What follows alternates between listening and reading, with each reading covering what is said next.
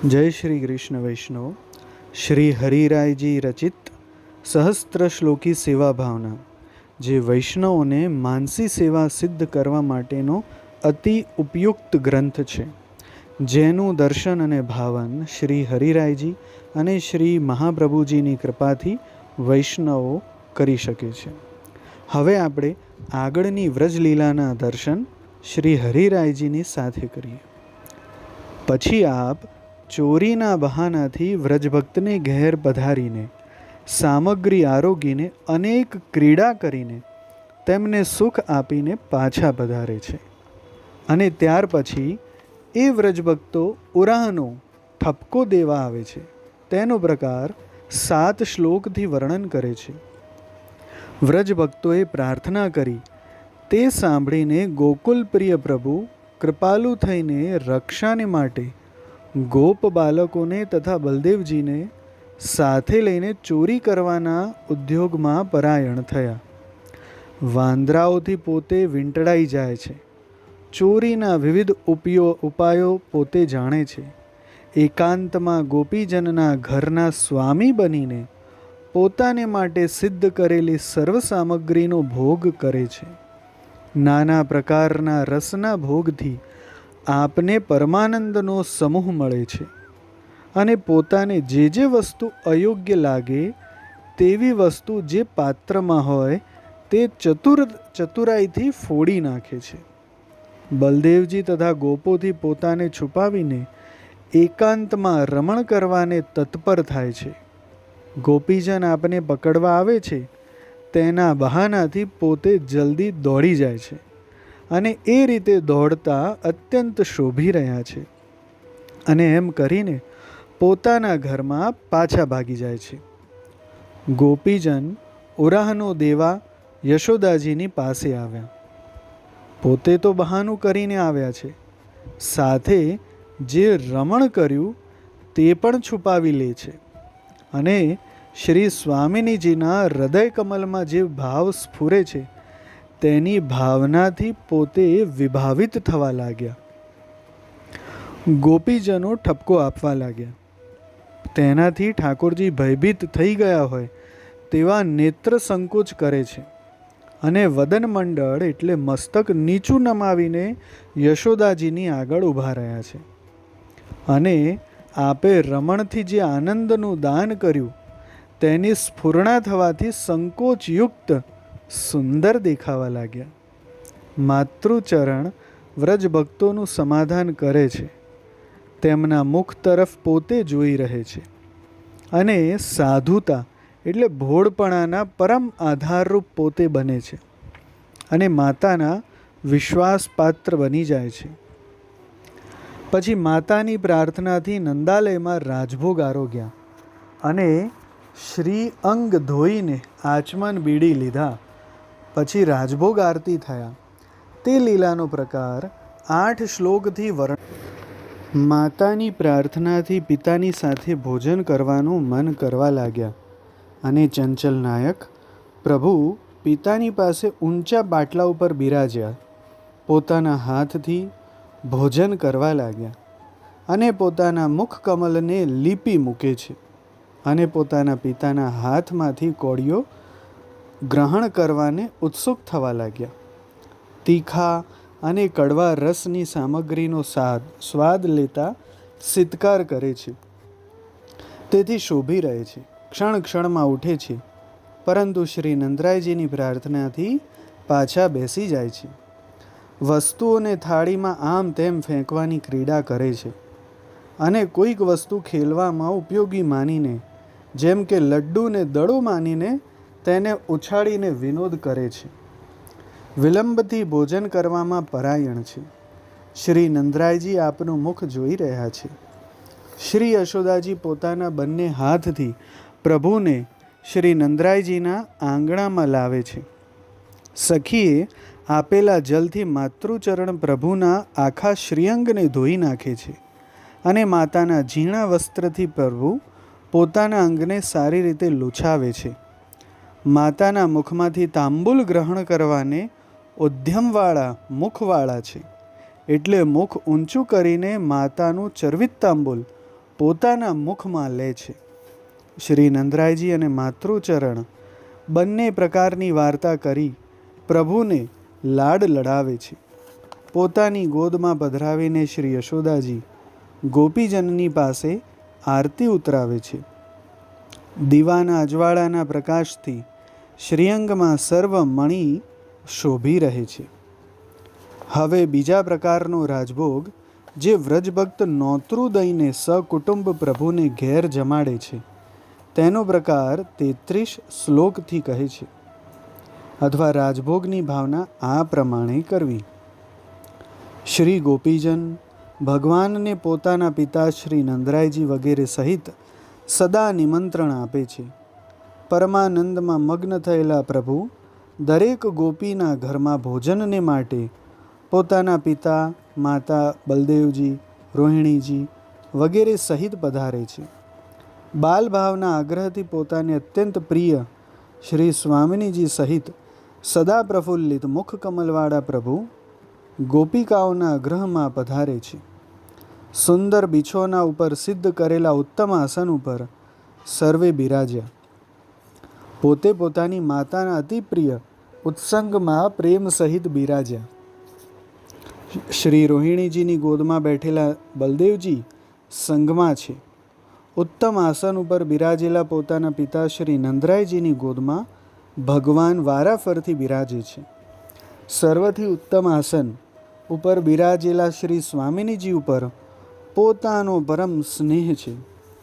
એ પ્રમાણે અંતર્ગૃહમાં ભગવાન પોતાના પરિકર સહિત બિરાજ્યા. શ્રી ગોપીજન ઉત્તમ સુગંધીઓથી સુગંધયુક્ત કરેલા વસ્ત્ર આભૂષણથી સર્વને અલંકૃત કરે છે.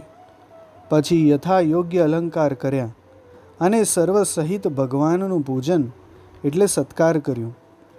વળી કેસર, અગર, કસ્તુરી, ઘનસાર એટલે કે બરાસ વગેરે સુગંધીથી અનેક પ્રકારના પુષ્પોની ગૂંથેલી માળાઓથી અલંકૃત કર્યા. ત્યાં આવેલા પોતાના સર્વ સ્વામિનીઓથી પોતે વીંટળાયા છે. ગોપીઓ પોતાના હૃદયના વિવિધ અનંત ભાવોથી ભગવાનની ભાવના કરવા લાગ્યા. સુગંધ સર્વત્ર પ્રસરી રહે એવી રીતે સિદ્ધ કરેલો ધૂપ ઘરમાં કરેલો છે. અનેક રત્ન, દીપ વગેરેના પ્રકાશથી સર્વત્ર શોભા થવા લાગી. પોતાના ગોપીને સિદ્ધ કરેલી સર્વ સામગ્રીના દર્શન કરવા પધાર્યા. અનેક પ્રકારના પકવાન, શાક, પાક વગેરેનું આપ નિરીક્ષણ કરી રહ્યા છે. પોતાને અત્યંત પ્રિય તાજું નવનીત વગેરે પોતે નિહાળે છે. ત્યાંથી પાછા ફરીને હરિ પોતાની માતાની ગોદમાં આવીને બેસી ગયા. કંકણના રણકારવાળા હસ્તકમલથી ગોપીજન પીરસી રહ્યા છે. તેમના ચંદ્ર સમાન મુખ કમલના કિરણનું નિરીક્ષણ કરવાને આપ ચકોરની માફક ઉત્સુક થયા છે. અનંત રસાવલી પીરસેલી સામગ્રીના મિશથી આપ અનેક રસ લીલાનું સૂચન કરે છે. પોતાના સ્વામિનીના કંકણનો ધ્વનિ કાન દઈને સાંભળે છે. તેનું કહ્યું માનીને જ પોતે સકલ સામગ્રીનું ભોજન કરે છે. સુંદર વસ્તુઓ હસ્તમાં લઈને પોતાની માતાને આનો સ્વાદ કેવો છે મૈયા એવું પૂછે છે. આ સામગ્રી કોણે સિદ્ધ કરી તેનું નામ જાણવાને પ્રશ્ન કરે છે. પોતાના પિતાની સાથે પંક્તિમાં બેઠેલા પોતાની માતાને ભોજન સાથે કરવા લાગ્યા. રોહિણીજીની સાથે બેઠેલા બલદેવજીની સાથે આદર સહિત ભોજન કરે છે. કોઈક વાર બાલહઠથી શ્રી સ્વામિનીજીની સાથે ભોજન કરે છે. આ પ્રમાણે વ્રજમાં સર્વ ઠેકાણે જ્યાં જ્યાં આમંત્રણ મળે ત્યાં પધારે છે. ત્યાં અનંત ભાવ પ્રગટ કરે છે અને યથા યોગ્ય સર્વ સામગ્રી અંગીકાર કરે છે અને સર્વત્ર ગોપીઓ વગેરે પંખા કરે છે. ગોપીજને કહેલી ગૂઢ સંકેતવાળી દ્વિઅર્થી વિવિધ વાતો શ્રવણ કરવામાં પોતે તત્પર થયા. અનંત કોટી કામદેવના સૌંદર્ય સમાન પોતે રૂપ ધારણ કર્યું. પોતાના શ્રીમુખને લાગેલી ભોજનની કણિકાઓ અને માખણથી પોતે અત્યંત શોભે છે. ભોજન કરી રહ્યા પછી અતિ પ્રિય સખીએ આપેલા જલથી આચમન કર્યું. ત્યારબાદ ગોપો વગેરેને અન્યત્ર તે જ પ્રમાણે યથાયોગ્ય આચમન કરાવ્યું. પછી સ્વચ્છ પાનમાં અતિ સુગંધયુક્ત બીડા સર્વે લીધા. માતાએ શ્રીમુખ લૂછી નાખ્યું. વાદળા વિનાના આકાશમાં રહેલા ચંદ્ર સમાન મુખની શોભા થઈ. શ્રી સ્વામિનીના હસ્તથી કરેલી બીડી ગ્રહણ કરવાને પોતે લાલાયિત થયા. આ પ્રમાણે સર્વના ઘરમાં પોતે ભોજન કરે છે એમ ભક્તોએ પોતે સમજી લેવું. પછી સર્વત્ર એકાંત સ્થાનમાં સિદ્ધ કરેલી શૈયા ઉપર પોતે બિરાજે છે. શ્રી નંદરાયજી તથા શ્રી યશોદાજીને માટે એક શૈયા બિછાવી છે. ત્યાં ભગવાન તેમની સાથે જ બિરાજે છે અને રોહિણીજીની સાથે સૂતેલા પોતાના ભાઈ બલદેવજીનું દર્શન કરે છે. એકાંત સ્થાનમાં શ્રી સ્વામિનીજીની શૈયા છે. તેના ઉપર અતિ ગુપ્ત રીતે પોઢવાનું પોતાને બહુ પ્રિય લાગે છે. અનંત રસ ભાવવાળી લીલા સહિત રમણ કરવામાં પોતે અતિ આતુર થયા. આ પ્રમાણે શ્રી સ્વામિનીજીના ગ્રહમાં દિવસે પોતે શયન કરે છે. પોતાના કુટુંબ સહિત પોતે સ્થિતિ કરે છે. ગુપ્ત લીલા કરવી આપને બહુ પ્રિય છે. જ્યારે પાછલો પહોર દિવસનો થાય તે સમયે પોતે ઉઠે છે. અનેક કંદમૂલ વગેરે મિશ્રી દ્રાક્ષ વગેરે આરોગે છે. ખોવાના લાડવા પોતાને બહુ ભાવે છે અને પોતાના સર્વ સ્વકીય સહિત યથા યોગ્ય આનંદ આપે છે. ભક્તે આપેલા આચમન તાંબૂલ પોતે ઉત્સાહવાળા મનથી અંગીકાર કરી રહ્યા છે. સંધ્યાકાલે દૂધ ભાતનું ભોજન પોતે કરે છે. પ્રાતઃકાલના ભોજન પછી પોતે મસ્તક ઉપર પાગ ધારણ કરે છે અને પિતા શ્રી નંદરાયજીની ગોદમાં બિરાજે છે. અને કટિબંધ અને પાગ એ બેના છેડા ઉપર આવેલા ગુચ્છાઓ શોભાયમાન થવા લાગે છે. પંક્તિમાં બેસીને પોતાના ભક્તે આપેલું સ્વચ્છ તાંબૂલ આરોગ્યા. તે સમયે જે ગોપીએ નિમંત્રણ કરીને પધરાવેલા તે સુંદર આરતી કરે છે ત્યારે પોતે શોભી રહે છે. પછી સર્વ ગોપીઓ ભગવાનના સર્વ કુટુંબને નમસ્કાર કરે છે અને તે પછી પોતાના પરિકર અને પિતા નંદરાયજી વગેરે સહિત પોતાના ઘરે પધારે છે. શ્રી પુરુષોત્તમ પોતાની પુષ્પની માળા વગેરે પ્રસાદ વ્રજભક્તને આપે છે અને એ પ્રમાણે સર્વ વ્રજભક્તના ઘરમાં પ્રતિદિન પ્રભુનો સત્કાર થાય છે. પછી ત્રીજા પ્રકારનો રાજભોગ ચોરીથી વ્રજભક્તોને ઘેર ગુપ્ત રીતે પધારીને આરોગે છે અને સર્વ સુખ આપે છે. તે લીલાનું વર્ણન 29 શ્લોકથી કરે છે. આ પ્રમાણે એક પ્રકારની રાજભોગની ભાવના કહી. હવે પરોક્ષથી વ્રજરાજ ભોગ કરે છે તે હવે કહું છું. રાજભોગની ભાવના બીજા પ્રકારે કહેવામાં આવી રહી છે. ગોપીજનના દરેક ઘરમાં ઘરના માલિક હોય તેમ નિર્ભય થઈને પધારે છે.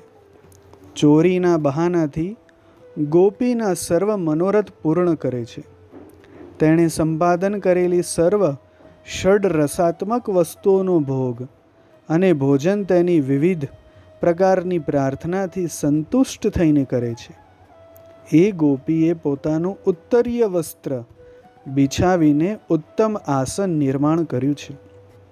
તેના ઉપર અગર સત્વ વગેરે સુગંધયુક્ત વસ્ત્ર વગેરેથી ભૂષિત અનેક આભૂષણો યુક્ત સુંદર અંગવાળા પ્રભુ તેના ઉપર બિરાજ્યા.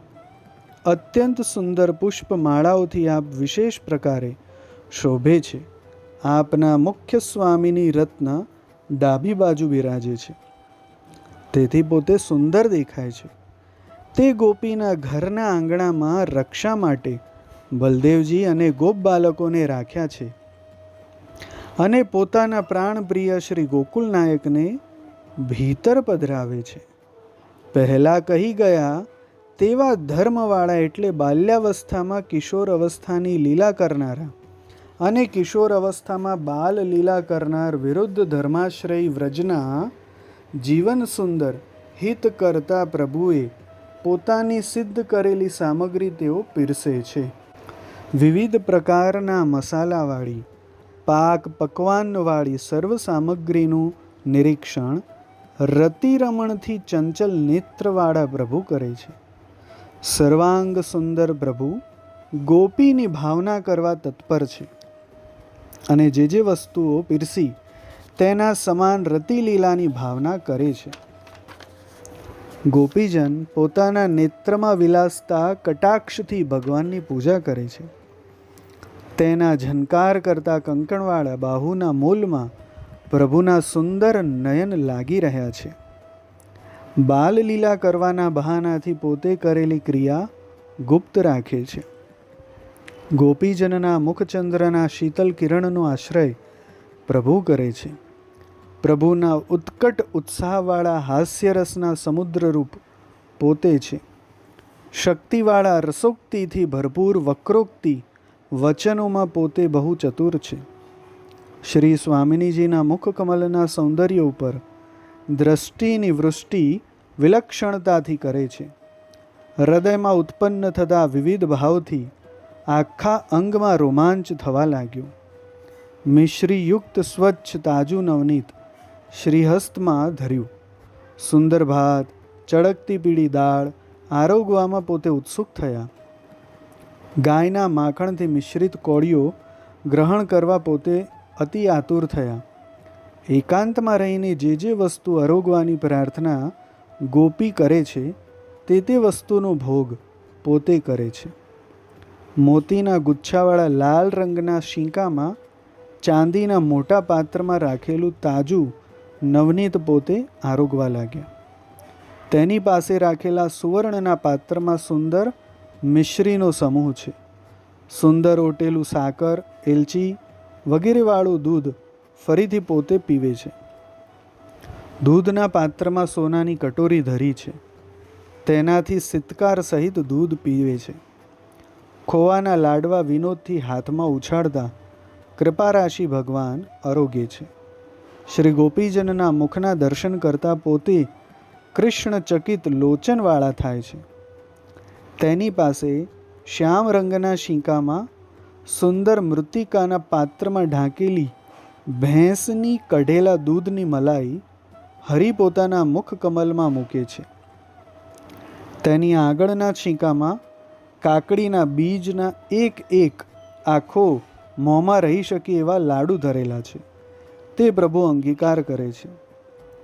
નવા મૃત્તિકાના પાત્રમાં રાખેલું મિશ્રી, એલચી, લવંગ, બરાસથી મિશ્રિત દહીં પોતે આદરથી મુખમાં ધરે છે. પછી સુવર્ણના શીંકામાં ધરેલું બહુ સ્વાદવાળું રાત્રિનું ઘનીભૂત બાંધેલું દહીં, છાશ સાથે પોતે આરોગ્યા. ચિત્ર વિચિત્ર શીંકામાં ધરેલા ઘઉંના મઠડી મોદક, ચણાના બુંદી મોહનથાળ અને ગીદડીના મનોહર વગેરે બનાવેલા પકવાનો વિશેષતાથી જોઈને પોતે આરોગ્યા. ઉપર કહી ગયા તે શીંકાથી જુદા બીજા પદ્મરાગના શીંકામાં 2 મૃત્તિકાના પાત્રમાં 2 પ્રકારના શિખંડ ધરેલા છે. તે પોતે આરોગવા લાગ્યા. તેની આગળ શીંકામાં રાખેલું લીંબુ, બીજોરું, કેરી, આદુ, કેરા વગેરેનું બનાવેલું હિતકારક અથાણું આરોગ્યા. શીંકા ઉપર ધરેલી વસ્તુઓ ગ્રહણ કરવાને માટે ઉપયોગી સાધનો બાજટ, ઉખલ, પાત્રો વગેરે ધરેલા હતા. તેની મદદથી ફલાત્મક પ્રભુએ સર્વે વસ્તુ અંગીકાર કરી. વળી બીજા સખડીના 6 રસવાળા દાળ ભાત વગેરે પદાર્થો જે એક ભગવાનને જ આરોગવા લાયક હતા તે સુંદર ભાવ સહિત આરોગ્યા. આ પ્રમાણે પ્રત્યેક સ્વામિનીના ઘરમાં ભગવાન ભોગ કરે છે એવી ભાવના કરવી. તો વૈષ્ણવ આ રીતે રાજભોગના વિવિધ ભાવ શ્રી હરિરાયજીએ પ્રગટ કર્યા છે. રાજભોગની સંપૂર્ણ લીલાનું વારંવારનું ભાવન કરતાં કરતાં આપણે અહીં વિરામ લઈશું અને આગળની લીલા દર્શન કરવા એક નવા વિડીયોની રાહ જોઈશું. જય શ્રી કૃષ્ણ.